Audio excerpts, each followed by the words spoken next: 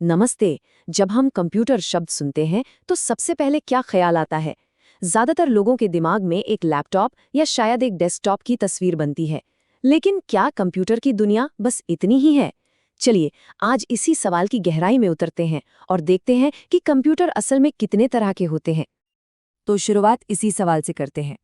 क्या जो फ़ोन हमारे हाथ में है या जो लैपटॉप हमारी मेज़ पर रखा है, बस वही कंप्यूटर है? या फिर इसकी परिभाषा इससे कहीं ज़्यादा बड़ी और दिलचस्प है? इसका जवाब जानकर शायद थोड़ी हैरानी हो सकती है। अच्छा, इस पहेली को सुलझाने का सबसे अच्छा तरीका क्या है? हम वहीं से शुरू करते हैं जो हम सबसे अच्छी तरह जानते हैं, यानी वो कंप्यूटर जो हम रोज इस्तेमाल करते हैं। ये एक तरह से हमारी समझ की नींव रखेगा। और यहीं से हम आते हैं सबसे पहले और सबसे जाने पहचाने टाइप पर, डिजिटल कंप्यूटर। ये वो दुनिया है जो सिर्फ दो नंबरों की भाषा समझती है, 0 और 1, जिसे बाइनरी कोड भी कहते हैं। तो एक डिजिटल कंप्यूटर करता क्या है?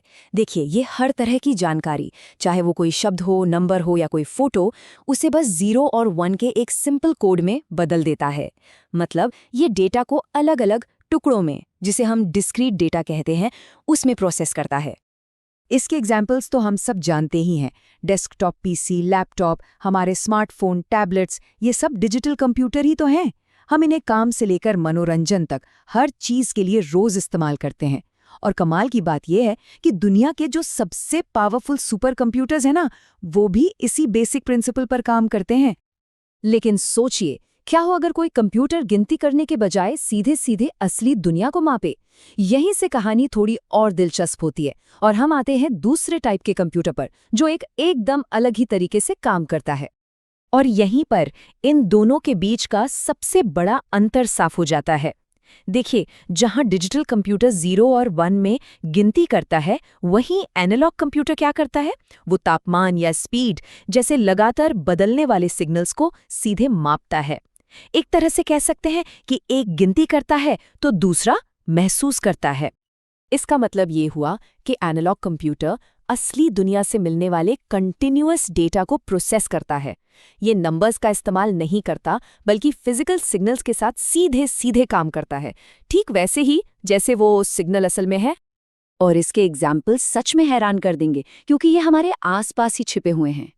एक सिंपल थर्मोमीटर जिससे बुखार नापते हैं, कार का स्पीडोमीटर या कोई पुराना एनालॉग वोल्टमीटर, ये सब असल में एक तरह के एनालॉग कंप्यूटर ही हैं।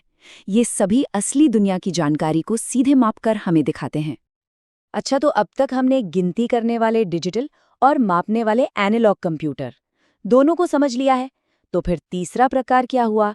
वो जो इन दोनों की सबसे अच्छी बातों को एक साथ मिला दे, और इसे ही कहते हैं हाइब्रिड कंप्यूटर।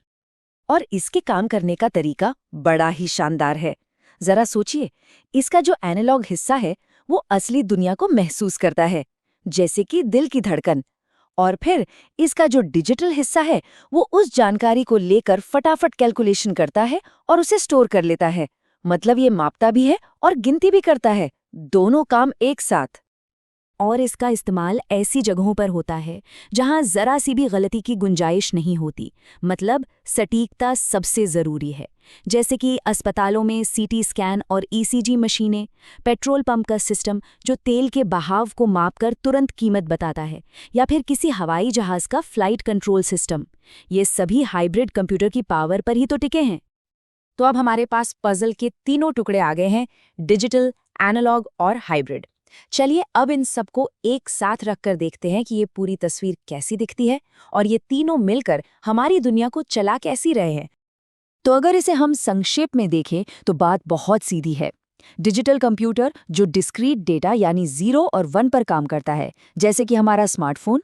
फिर है एनालॉग कंप्यूटर जो कंटीन्यूअस सिग्नल को मापता है, जैसे स्पीडोमीटर। और आखिर में हाइब्रिड जो इन दोनों को मिला देता है, जैसे कि एक ईसीजी मशीन। 3 अलग अलग सिद्धांत और तीनों के काम भी अलग। तो अगली बार जब फोन जेब में हो या कार चला रहे हो या अस्पताल में कोई मशीन देखें, तो ये याद रखना जरूरी है कि हमारी आज की जो आधुनिक दुनिया है वो इन्हीं 3 तरह के कंप्यूटरों के एक साथ काम करने से चल रही है, भले ही ये हमें हमेशा दिखाई दे या ना दे।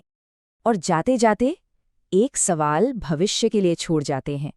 जैसे जैसे टेक्नोलॉजी और आगे बढ़ेगी, इन 3 अलग-अलग तरीकों को मिलाने के और कौन से नए और शायद अविश्वसनीय रास्ते खुल सकते हैं।